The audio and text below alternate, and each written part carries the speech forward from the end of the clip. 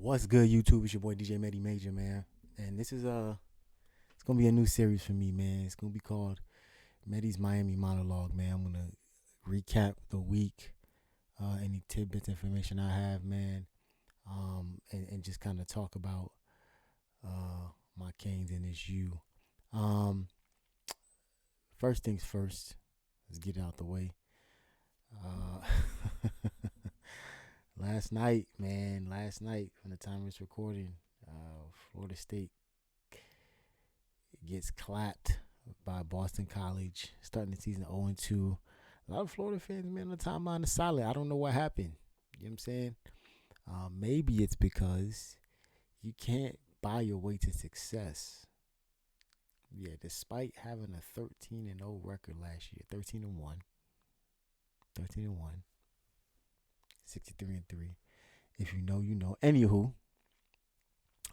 it turns out you gotta actually recruit too. You gotta actually play your backup players. You actually got to let the guys who came and put their trust in you that did come to recruiting class play the game. You can't just go hit the transfer portal for the guys you missed out in your initial recruiting cycle and think that you're going to build a team successfully. You're not. There's a couple reasons why. One, they're going to ask for more money because they've been in college, despite the fact they do or don't have production. Two, you're gonna see them show up, and you don't even know if they're necessarily going to be willing or in the same mindset they were when they came out of high school. Right? They could have been more divified. I just made that word up. They could be more incentive based. There's a lot of things they could be, right? So that's why I'm so proud of how Mario has kind of done this thing, because Mario's done this thing in a way where you're seeing freshmen getting opportunity to play. Pretty significant if they're earning it, according to him. You're seeing your seniors and your upperclassmen, your transfers, buying in, locking in. You're seeing great rotation and the use of depth. That Florida game was fantastic because it gave a lot of guys we haven't seen for a while and some true freshmen opportunities to play. But you got to do things right. And if those position coaches aren't reporting that you're doing things right, then more than likely you're not going to get the time or the looks in playing that you're looking for. Simple as that, right? Twofold, the other school in Florida, the other big school in Florida.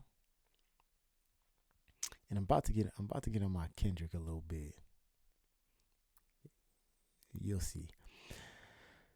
They do a pretty solid job in recruiting.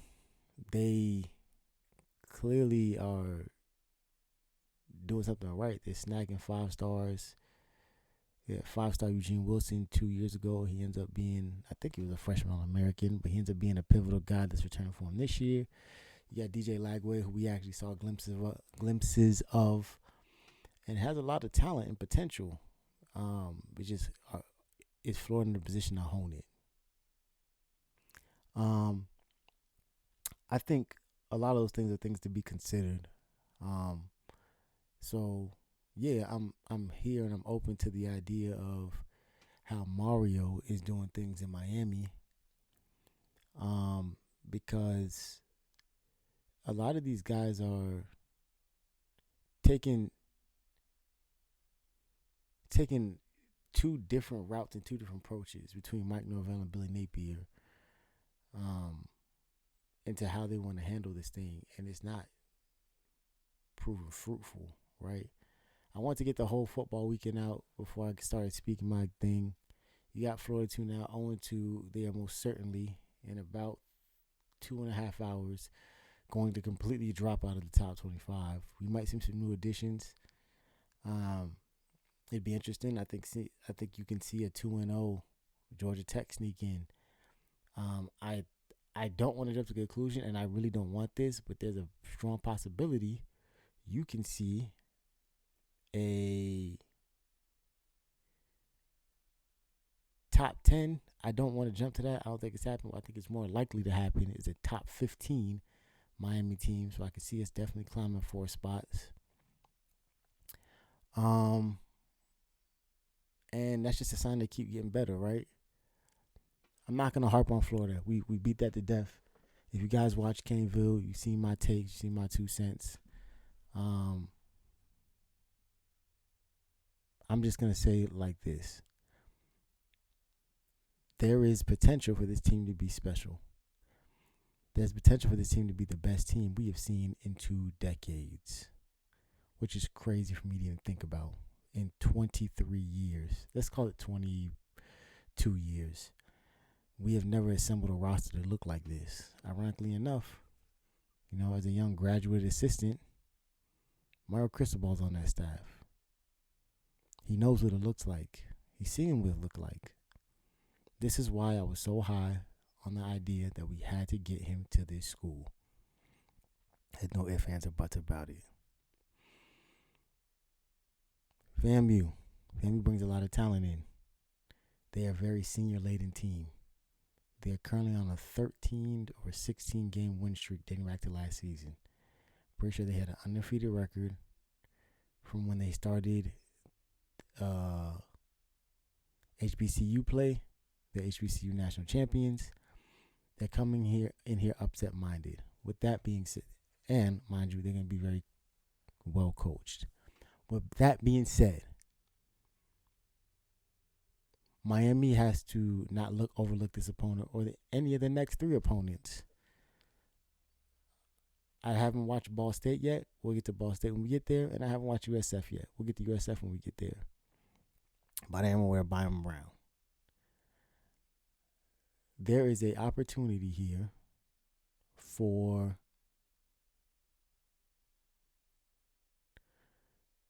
them to come in because they have so much experience and try to prove something. There's no way I think they win this game.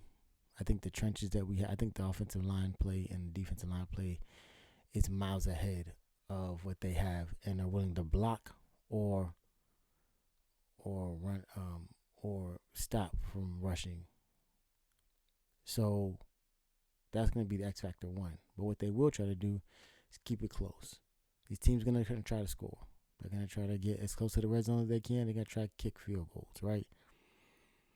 The team has the confidence to go in there and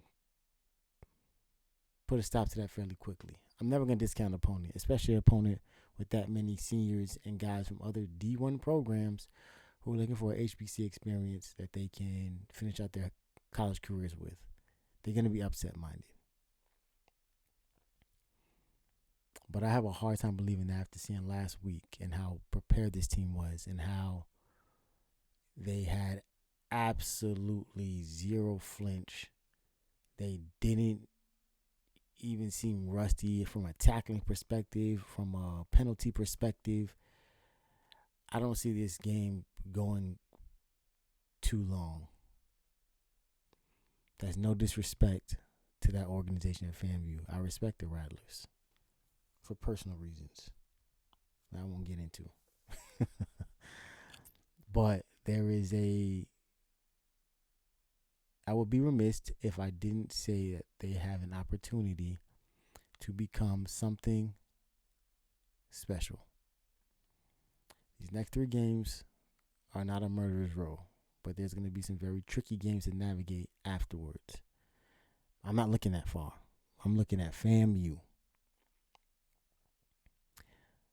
I expect Cam Ward to handle business. I expect Damon Martinez to get his first 100-yard game in a Miami Hurricanes uniform. I expect to see Chris Johnson. I expect to see A.J. Allen. I would even be okay with giving Mark Fletcher a rest. I think last week for Mark Fletcher was a real big confidence boost. And now there's an opportunity for him to maybe, he felt it, he got off it, he even jumped and dove off of it. The confidence is back. Now you have an opportunity to maybe rest up a little bit. We know Ruben Bain ain't playing. I want to see more Tyler Barron in the first half. I definitely want to see some Lightfoot. I want to see some Cole McConaughey. I want to see some Zaquan Patterson at safety. I'd love to see Isaiah Taylor get some safety reps. I love to see a lot of these guys get opportunities, barring the game not being close. One of my favorite parts about last week was not the score. It wasn't the way that the plays were made. I obviously loved all that. But my favorite thing is that Cam Ward, they had to pull Cam Ward out of the game. Granted, it was like maybe a minute and change left, but they put Reese in. They let Reese get some snaps. They let AJ Allen get some runs. My understanding, he wasn't too happy about that. With, like I said, this week's opportunity to go out there in front of a opponent. I'm not gonna call him anything less than an opponent, and put together an opportunity to kind of show the coaching staff, hey, I'm capable of having more opportunities. I can't wait to see Chase Smith.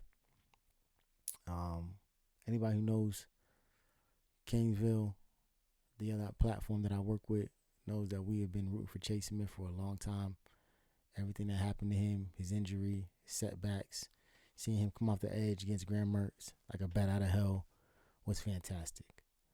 So I want to see Chase Smith. I want to see him get opportunity to do his thing. And I just want to see sound football regardless of who's on the field. That's my biggest thing. Can you show me sound football when